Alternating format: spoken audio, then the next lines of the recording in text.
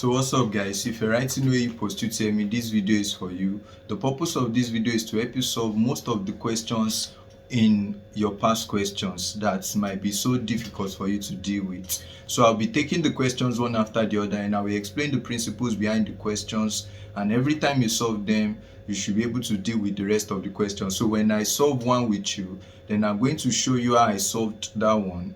Then you're going to pick the rest of the questions and you also solve, and you leave your answer in the comment section. So the first question here says that which of these will form heptana and metana when treated with ozone and followed by hydrolysis?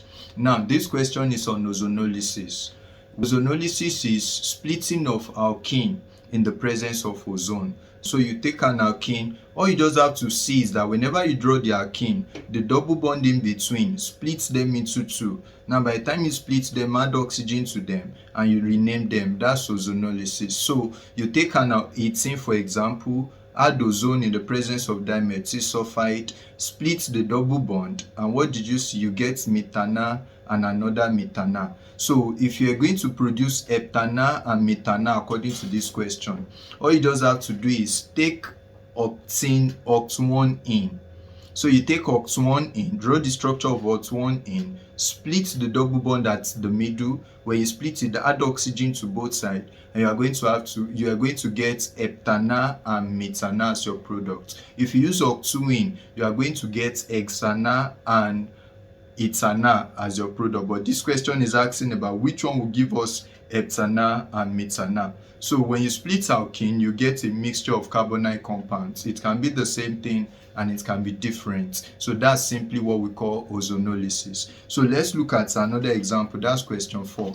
Question 4 says that an organic compound on ozonolysis gave two different products, part of which was propanone. What is the structure that best represents the organic compound? So in this question now, you have a compound which is C6H12. When you split this compound, one of it gives you propanone.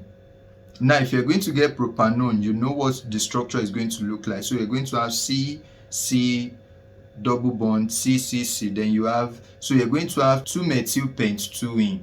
Now these 2-methylpent-2-ene splits it into two. One will give you propanone and one will give you propana. Just add oxygen to those double bond when you split it, and simply that's ozonolysis. So write out the compound, split the double bond, then name the compound. The issue you might have here is when you can't identify functional group or you can't name organic compound, but that's not a problem. You can still learn that. So that's question 1 for you. So other questions on ozonolysis are in question 1, question 4, question 15, question 24, question 69, question 99, and question 34 in 2024.